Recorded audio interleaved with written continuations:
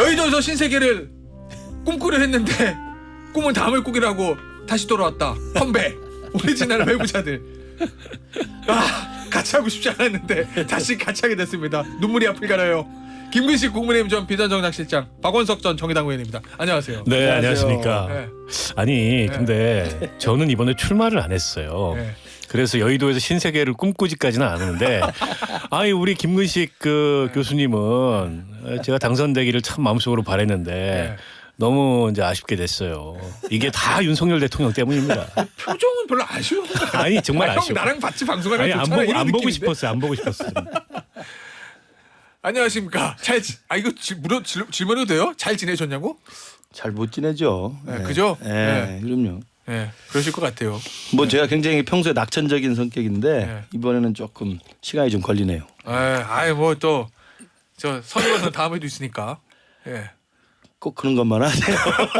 아니 뭐 내가 부족해서 졌거나 네. 질선거를 지면은 좀 덜 아쉬운데 네. 이거 완전히 무슨 같은 편 때문에 진 선거잖아요. 그렇게 보십니까, 박전? 아니 그런 거죠. 서울 지역에서 간발의 차이로 낙선한 예. 이 낙선자들은 네. 윤 대통령만 잘했으면 다 당선될 수 있었던 거예요.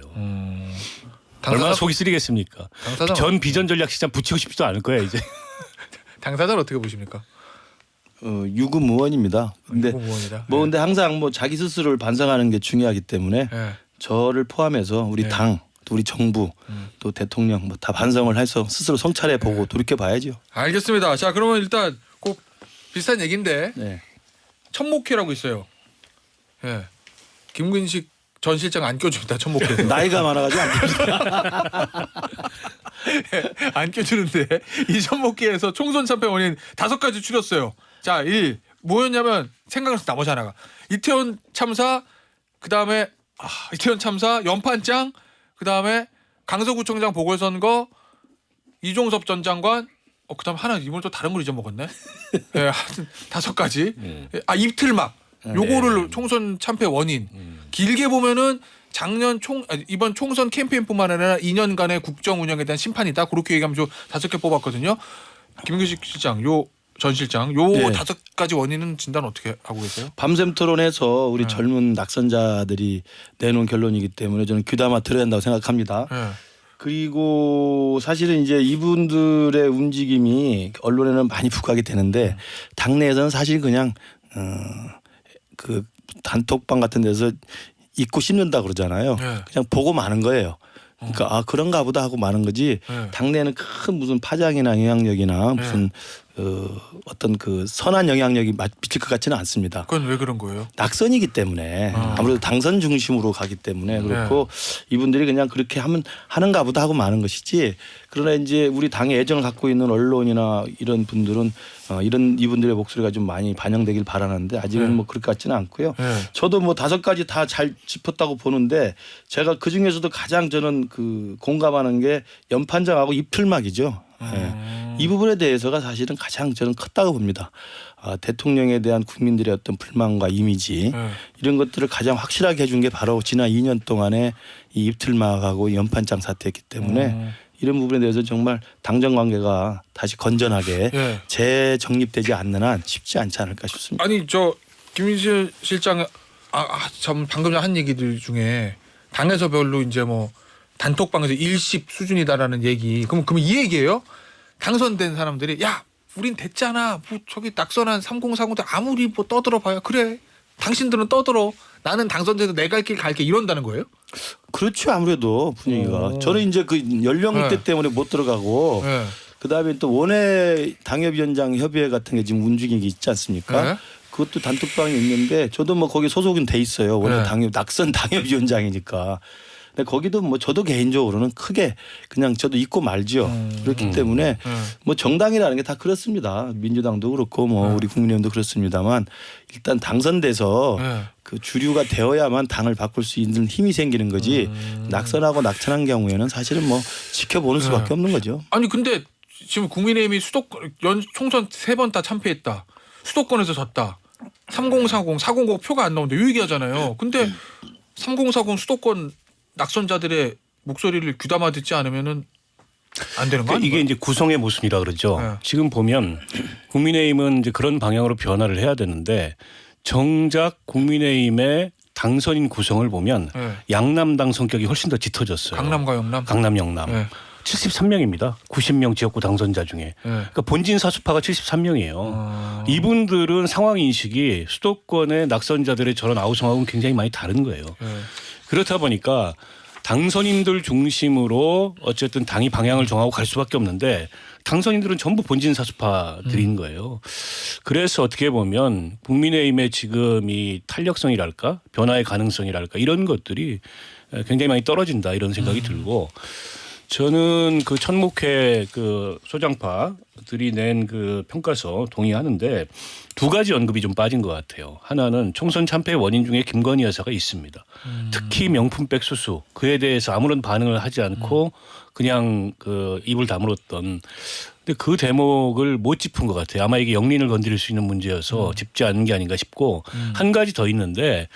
결국에는 한동훈 비대위원장의 역량 부족이고 한동훈 비대위원장의 경험 부족이 총선 상황을 바꾸지 못한 그런 한계 혹은 패인의 하나로 지목될 수밖에 없는데 그 부분도 빠뜨렸어요. 왜 그런지 잘 모르겠는데 그 두 가지까지 포함됐더라면 조금 더 이제 밀도 있는 평가가 됐을 텐데 두 가지 정도가 빠진 게 아닌가 싶어요. 알겠습니다. 자 오늘 짚어볼 게 많기 때문에 다른 얘기를 좀 해보겠습니다. 어제 그런 얘기도 하잖아요. 이 당내 선거를 맞출 수가 없다. 의원들이 투표하는 요 당내 선거. 그렇죠. 예. 근데 어제는 진짜 그 말이면 깜짝 놀랐습니다. 저는 개인적으로. 왜냐면은 다른 거 호불호 이런 거 다 떠나서 언론 보도 보면 다 그냥 추미애 당선 전 법무부 장관이 그냥 당연히 되는 걸로 그렇게 보도가 돼 있는데 오인식 의원이 당선됐습니다.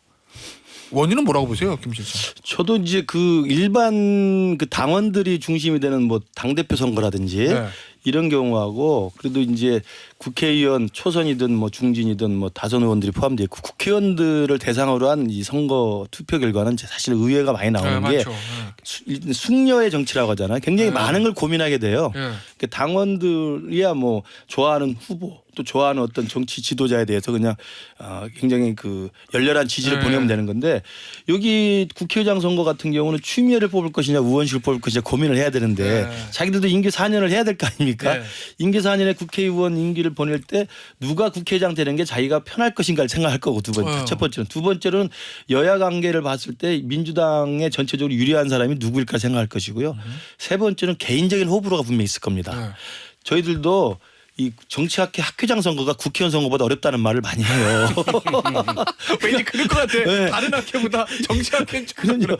일반 유권자 상대하는 것보다 네, 이 맞아요. 교수 한 명 한 명 상대하기 네. 쉽지 않거든요. 똑같을 겁니다. 그래서 저는 이번에 의회의 결과는 놀랍긴 하지만 또 생각해 보면 또 충분히 일어날 수 있는 개연성이 있었다. 여러 가지 이유가 있지만 저는 네. 첫 번째가 일찍 교통 정리를 한 게 독이 된 거예요. 아. 뭐하러 교통 정리를 합니까? 네. 국회의장 선거하는데 네. 모양 빠지게. 네. 저는 그 부분에 대해서 초선은 몰라도 재선 의원 이상 정도로 굉장히 네. 그 기분이 나쁘죠. 아. 저는 그 부분이 굉장히 감정적이 있었다고 봅니다. 예. 의원님 어떻게 보세요? 뭐 비슷한 생각인데요. 예. 아마 지나치게 총선 이후에 네. 당이 이재명 대표 일극화로 가는 거에 대한 경계심이 발동을 했다고 봅니다. 뭐 원내대표는 그럴 수 있다 치고 네. 이재명 대표 연임 문제도 곧 이슈가 될 텐데 그 문제까지도 그럴 수 있다 치는데 국회 전체를 대표해야 되는 국회의장 선거마저 마치 임명하듯이 명심 교통정리에 나서는 게 일종의 역풍을 좀 불러왔다고 보고 그런데 우원식 이 의원도 명심 캠페인을 안 한 게 아니에요. 했죠. 그러니까 이분도 사실은 노선에 있어서는 네. 추미애 의원하고 별로 다를 바가 없습니다. 예. 노선이 비슷하면 결국에 이제 개인기의 차이로 인해서 이게 예. 갈리는 건데 예. 그 점에 있어서 그동안의 추미애 당선인이 국회의원으로서 생활을 하면서 여러 가지 이제 그 과거 행적이 예. 의원들로 하여금 약간의 이제 불안감, 반감 이런 네. 것들을 갖게 만든 게 아닌가 싶어요. 과거에 뭐 노무현 대통령 탄핵에 앞장섰던 거나 또 한노위원장 할 때 문 걸어 잠그고 이 타임오프제 통과시켰던 거나 이렇게 어떻게 보면 소신인데 예. 어떻게 보면은 좀 어디로 튈지는 모르는 그런 것들이 특히 재선 이상의 의원들한테는 굉장히 경계심이 컸고 이른바 이제 추윤 갈등에서도 예. 결국에 추미애 장관이 지나치게 윤석열 대통령과 각을 세우는 바람에 오늘날의 키워줬다. 윤석열을 만들어줬다 네. 이런 인식까지 있잖아요. 그런 게 작용을 한 것 같고 상대적으로 우원식 의원은 원내대표를 지냈어요. 아. 의원들하고 스킨십이 굉장히 강하고 예. 이분이 어떻게 보면 민주당의 정통성의 뿌리를 갖고 있는 분입니다. 민평련. 민평련, 김근태 예. 전 의장 계고 그리고 민주화운동 출신이고 이제 뭐 그런 것들이 고르게 작용을 해서 아마 이제 의회 역전승을 읽은 게 아닌가 싶어요. 알겠습니다. 자 그러면 이제 이렇게 결과가 됐어요. 박원석 전 의원에게 먼저 질문 드릴게요. 이재명 대표의 리더십에 타격이 있다 없다. 왜냐면은 명심으로 이 추미애 전 장관으로 추미애 당선인으로 정리를 한 것 같았는데 저는 좀 머쓱해졌지만 예. 리더십의 타격을 입을 정도는 아닌 게 예. 지금 이재명 대표의 리더십에 도전할 만한 당내에 어떤 이 기반이나 영향력도 없습니다. 어차피 네, 때문에 대표 연임에 뭐 장애가 될 만큼의 그런 리더십 타격은 아닐 거고 다만 이재명 대표나 이른바 이제 친명 쪽에서도 약간의 이제 교훈은 얻지 않을까 싶어요. 너무 지나치게 이게 예. 찍어 누르는 식으로 예. 이 당론을 정리하려고 했을 때 이런 식의 반발이 올 수 있다는 것을 아마 이번 과정에서 느끼지 않았을까 싶고 예. 사실은 박찬대 원내대표가 나서가지고 뭐 정성호 의원 주저앉히고 네, 조정식 추미애 단일화하고 저는 이게 아주 좋지 않은 장면이었다고 봐요. 국회의장 선거를 그런 식으로 하는 거는 예. 과거 전례도 없었고 심지어 국민의힘에서도 그런 적이 없습니다. 저는 이게 이재명 대표의 리더십 타격 여부가 아니라 이게 국회의원들의 생리입니다. 그러니까 공천 받을 때까지는 당연히 이재명에게 고개 숙이죠. 그래서 비명 행사 다 당하니까 친명 행제 해야 되고 그렇기 때문에 당연히 공천권에 막강한 영향력을 가지는 당대표에게는 굴복하는 모습을 보이죠. 저는 여야가 다 새겨드려야 될 일이라고 생각합니다만 예. 국회의원 임기가 시작되잖아요. 예. 그럼 4년 동안은 헌법이 보장하는 겁니다. 그다음 당대표를 이재명을 하든 대선 후보가 이재명이 되든 그건 자기들 그 국회의원 임기가 4년 동안 보장된 상황 이후에서는 다른 거예요, 개념이. 네. 그래서 저는 공천 받기 전에 이른바 비명행사 친명행제라는 이 당내 역학 분위기하고 예. 국회의원 당선 이후에 국회의장 선거까지 박찬대라는 원내대표가 그것도 나이가 많은 편이 아니시잖아요. 예, 예. 이분들이 나서서 중진들을 눌러 앉히고 이런 모습 보실 때 과연 내가 이재명 대표에게 당대표니까 내가 충성을 해야 되겠다. 이런 마음 쉽지 않습니다. 그러니까 앞으로 이재명 대표가 리더십을 계속 유지는 하겠지만 앞으로 대선 후보 경선 그다음에 대통령 선거 나갈 때까지는 이런 국회의원들의 당선 전과 당선 후의 그 심리에 대해서는 정확히 인식을 해야 될 거예요. 네, 알겠습니다. 자, 그럼 국민의힘 입장을 하나 볼게요. 그런 표현도 있더라고요. 추미애 당선인이 훨씬 나을 뻔했는데 의장으로. 국민의힘에게는 맞습니까? 아니 뭐 진짜 제가 정치학자니까 우리 민주주의의 입장에서 본다면 사실 국회의장은 정말 정당으로부터 자유로운 중립적 인사가 공정하게 해야 됩니다. 그러면서 보면 당연히 그렇죠. 추미애 의원보다는 우현식 의원이 낫다고 평가할 수 있겠죠. 네. 그러나 이제 당례당장으로 따져보면 우리 당에서는 추미애 의장이 돼서 입법부의 수장으로서 국민들에게 지탄을 받을 가능성이 높기 때문에 그러면 뭐 당으로서는 손해볼 게 없다 이런 계산인 것 같습니다만 그런 평가보다는 일단은 입법부의 수장이 좀 더 공정하고 좀 더 중립적이고 좀 더 자율성을 가진 사람이 되는 게 맞죠. 이제 국민의힘 입장에서는 방심할 수 없는 어떻게 보면은 민주당의 저런 이제 균형감이랄까 이제 그런 것들을 경계해야 되는 상황이 아닌가 싶어요. 사실은 그 동안에 이제 국민의힘의 정당 내부 질서를 보면 그야말로 윤심 일방통행이었거든요. 예. 그게 이런 총선 참패를 불러왔고 지금도 당정 관계에 있어서 앞으로 이게 어떻게 나타날지 모르는 상황이에요. 윤석열 대통령이 과거처럼 당을 한 손에 꽉 쥐고 좌지우지하지는 않겠지만 그렇다고 거꾸로 당의 요구를 받아들여서 국정 운영에 반영한다라는 보장도 없거든요. 어정쩡한 관계가 될 수 있는데 근데 이제 당정 관계는 굉장히 중요할 수밖에 없어요. 이번 총선 민심에 영향을 미치기도 했고 향후에 국정 운영이 어떤 방향으로 전개되느냐 국민의힘이라는 당이 수권 능력을 가진 정당이 되느냐에 있어서 당정관계에 굉장히 중요한 영향을 미칠 텐데 민주당의 저런 모습을 보면서 오히려 좀 반면교사 삼아야 될 타산지석 삼아야 될 그런 대목이 있다고 봅니다. 그러니까 앞서 이제 김근식 실장 얘기했던 의원들은 공천 전 받고 나면 이제 4년이 보장된다. 이재명 대표 장애 예전같이 안 틀 거다. 이 얘기했잖아요. 그럼요. 그래서 저희 궁금한 거 국민의힘은 어떻습니까? 왜냐하면 이재명 대표는 차기 대선이라도 있지. 네. 윤석열 대통령 이제 퇴임이잖아요. 임기 그것도 마치면. 비슷한 거죠. 왜냐하면 그럼 장학영은 더 떨어져야 되는 게 맞는 건데. 대통령제 국가에서 입법부라는 국민의 선출된 대표와 행정부 수장 대통령이라는 선출한 대표는 사실은 선출된 권력이라는 건 같아요. 그것도 임기가 또 중복이 안 되잖아요. 그렇기 때문에 우리 국민의힘에서도 당선된 분들의 임기는 대통령의 임기보다 물리적으로 빠져보면 1년이 더 남습니다. 네. 그렇기 때문에 건전한 당정 관계에 대해서 그 당은 당대로 또 대통령실은 대통령실대로 고민을 해봐야 되는 거지 일방적으로 밀어붙여도 될 상황은 절대 아니다. 임기로 보더라도. 네. 두 번째로는 그럼에도 불구하고 대통령과 여당이 계속 옥신각신 싸우는 모습을 보이면 일단 나라의 정책이 흔들릴 수밖에 없습니다. 그럴 수는 있겠죠. 그리고 또 하나는 대통령 임기가 3년이나 남았어요. 그럼 3년 동안 일을 해야 되고 우리가 정권 교체하면서 국민들에게 약속했던 개혁의 과제들을 해야 되지 않습니까? 하기 위해서는 또 건전한 당정 관계가 서로 돕고 그러나 서로 할 말은 하고 이런 건전한 긴장감과 건전한 협력이 가능한 이런 당정 관계로 저는 재정립해야 된다. 이런 맥락에서 저는 이번 당대표 선거도 바라봐야 된다 생각을 해요. 그러면은 그 얘기는 박원석 의원 보시기에 국민의힘과 용산 대통령실과 향후의 당정 관계 그 키는 차기 당대표가 누구냐에 달려있다. 그렇죠. 지금 뭐 비대위에서의 당정 관계는 크게 의미 있는 일은 아니고 비대위는 전당대회 준비 성격을 갖고 있기 때문에 이후에 들어설 지도부가 어떤 당정 관계를 가져가느냐 또 대통령은 또 어떤 당정 관계를 가져가느냐 여기에 달려있다고 보는데 결국 이제 한동훈 전 비대위원장이 출마할 거냐 당대표가 될 거냐 그 경우에 윤 대통령과 어떤 관계를 형성할 거냐 이게 이제 모두의 관심사 아니겠어요? 못 지켜봐야죠. 알겠습니다. 그 얘기는 뭐 이제 앞으로 계속 나올 것 같으니까 오늘은 여기서 마무리하고 김건희 여사 얘기 좀 해보죠. 어제 이제 공개 활동을 재개했습니다. 캄보디아 정상부부의 오찬에 참석했고 지난번 루마니아 대통령 왔을 때는 사진을 공개를 안 했는데 아무래도 캄보디아는 김건희 여사하고 이제 인연이 있죠. 그 저 심장병 그렇죠. 어린이를 서울로 불러서 저 수술을 시켜줬던 그런 또 인연 때문에 그런지 몰라도 공개 활동을 재개했는데 어제 하나 좀 제가 이례적인 거는 원래 영상이 나오는데 어제 이제 용산 대통령실에서는 영상은 공개하지 않고 이제 정지된 화면, 그러니까 사진만 공개했더라고요. 어제 그러면 이제 앞으로도 어느 정도 활동을 계속 할 거 아니겠습니까? 할 거라고 보고 또 해도 된다고 봅니다. 그러니까 우선은 이 부분에 대해서 총선 전에 여러 가지 문제가 논란이 됐기 때문에 정치적으로 민감한 시기여서 이제 활동을 공개적으로 안 했던 건데 지금이 와서는 몇 가지 정리된 게 있잖아요. 일단 대통령이 사과를 공식적으로 했습니다. 이 부분과 관련해서 얼마 전 기자회견에서 그렇습니다. 제 아내 현명하지 못한 처신. 그러니까 대통령이 사과를 공식적으로 했고 두 번째로는 이원석 검찰총장도 총선이 지나자마자 이 수사를 본격화해서 빨리 마무리를 지어라라고 법과 원칙대로 이야기를 했고요.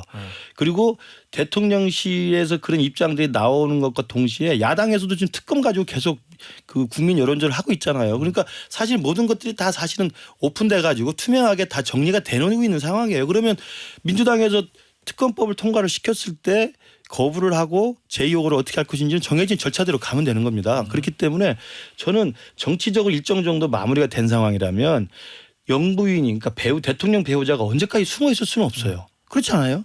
해외 순방도 가야 되고 또 국내 행사도 있고 그런데 그렇기 때문에 일정 정도 정치적인 어떤 마무리가 됐으면은 좀 당당하게 나설 필요가 있다. 당당하게 나서려면 어떻게 되냐면 그럼 앞으로 중앙지검이 할 조사에서도 그게 뭐 디올백 수사든 간에 아니면 뭐 도이치모터 수사든 간에 소환이 있으면 가고 서면조사 할 거면 하고 당당하게 임하면 된다고 봐요. 저도 정치를 하면서 보면 많은 고발을 당했기 때문에 경찰서에 돌아오면 갑니다. 가는 게 그 죄가 있는 게 아니에요. 당당하게 갈 수 있다고 생각해요. 저는 그런 마음가짐을 가지고 앞으로의 대통령 배우자로서의 공식 활동이나 공식 일정도 소화를 했으면 좋겠다. 아니 이재명 대표 같은 경우는 제1야당 대표고 다수당의 대표인데도 기소가 돼 재판 받으면서 이렇게 뻔뻔하게 다니잖아요. 그걸 왜 못합니까? 좀 당당하게 할 일을 해라. 그러나 수사도 당당하게 받아라. 이런 말씀 드립니다. 그 대통령 배우자가 언제까지 숨어 있을 수 없다는 말씀 맞는 거죠.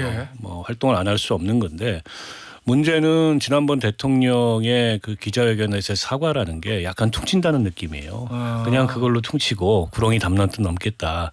중요한 건 뭐 김건희 여사가 그렇다고 이 문제를 가지고 나와가지고 국민들 앞에서 기자회견을 하거나 뭐 그거는 적절치 않을 수 있고 뭐 그렇게는 안 될 텐데 결국 검찰 수사가 어떤 방향으로 전개되느냐가 관건일 것 같아요.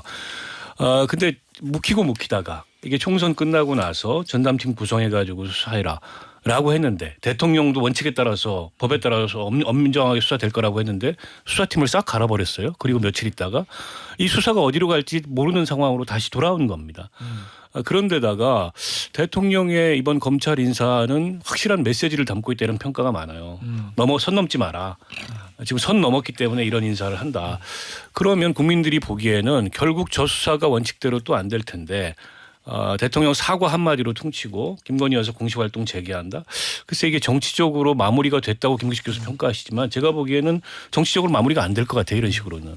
알겠습니다. 자, 저 검찰 인사와 관련해서 홍준표 대구시장이 윤석열 대통령에게 무슨 방탄이냐 상남자의 도리지 이렇게 글을 썼거든요. 그런데 홍준표 대구시장이 어제는 또 이런 글을 올렸어요. 내가 윤통을 옹호하는 건 그의 정책이 좋아서가 아니라 2017년 사태 재발을 막자는 거다. 결국 이제 저도 박근혜 전 대통령 탄핵을 그렇죠. 얘기하는 네. 것 같은데 그걸 막자는 우리가 예. 총선 참패 이후에 홍준표 시장의 그런 격한 발언들에 대해서 제가 지켜봤습니다. 저도 뭐 그동안 이런 방송이나 언론을 자제했기 때문에 지켜만 보고 그냥 익십했습니다만 제가 보기에는 홍준표 시장이 이렇게 하시면 안 돼요. 일단 저도 우리 주위의 지지자들이나 우리 당을 아끼는 분들한테 들어보면 홍준표 시장이 아무리 하고 싶은 말이 있어도요. 또 자기 할 말이 올바른 생각이라고 하더라도 때와 장소가 있는 겁니다. 그동안 저는 총선 참패 이후에 홍준표 시장이 그냥 아무 말이나 대잔치 벌이는 거 저는 굉장히 문제가 있다 보고 당의 원로고 당의 어른이시면 이렇게 하시면 안 된다는 말씀드리고 누구는 할 말이 없어서 안 합니까? 하고 싶은 말이 없어서 안 합니까? 조용할 때는 조용히 있는 게 그게 또 저는 그 A라고 생각하고 두 번째로는 아니 2017년 사태를 재발하자고 이야기를 한다는데 재발을 막자는 재발을 막자는 건데 2017년 사태는 누가 봐도 탄핵 이야기를 하는 거 아닙니까? 예. 그러면 2017년도 그렇고 앞으로 그런 걸 걱정하는 분이면 탄핵이라는 상황이 나오지 않게끔 당이 어떻게 변할 것이고 건전한 당정 관계를 어떻게 만들어서 당이라는 것이 애초에 불가능한 정국을 만들어내는 게 중요하지. 2017년 사태 재발 방지라는 건 뭐입니까? 탄핵이 됐을 때 우리 당을 지키자 뭐 이런 거 아니에요? 그런 거잖아요. 예. 그건 탄핵 이후의 상황을 이제 예견한 거예요. 저는 그건 말이 안 된다고 생각해요. 탄핵이란 말을 꺼내서도 안 될 정도로 여당이 전국 관리를 잘하고 대통령실이 국민들의 민심을 수용하고 예. 또 당정 관계를 잘 만들어서 하면 되는 것이지. 예. 탄핵이 의결됐을 때 그 이후의 사태를 재발을 방지하겠다. 저는 이게 자체가 저는 홍준표 지금 시장이 과도한 지금 연상을 하고 있다고 생각해요. 근데 이제 홍준표 시장도 공직자고 윤 대통령도 공직자인데 내 여자를 지키는 게 상남자의 도리다 이런 거는 공직자로서 매우 부적절한 얘기인데 예. 근데 거꾸로 보면 이게 윤 대통령을 엄호하는 건가? 라는 의문이 들었어요. 예. 그러니까 이게 상남자의 도리 내 여자를 지키는 거 이거는 지켜야 될 만한 이유가 있다는 거고 방탄을 인정하는 거잖아요. 예. 윤 대통령이 방탄하고 있다. 예. 그럼 방탄해야지. 뭐가 문제야. 이런 표현이지 않습니까. 예. 그래서 이게 홍준표 시장이 그 표현이 갖는 뉘앙스를 모를 리가 없는데 예. 은근히 매기는 게 아닌가 이런 생각이 들었고 예. 2017년 사태의 재발도 마찬가지예요. 예. 2017년 사태가 그냥 난 게 아닙니다. 탄핵 사유가 있기 때문에 난 거예요. 지금 그 사태의 재발이 우려된다는 거는 사유가 있을 수도 있다. 이런 인식을 한편으로 갖고 있는 거지 않습니까? 그런 사유가 2017년 사태가 되지 않도록 내부 단속해야 된다. 지금이야말로 마무리할게요. 홍준표 시장 입틀막을 좀 해야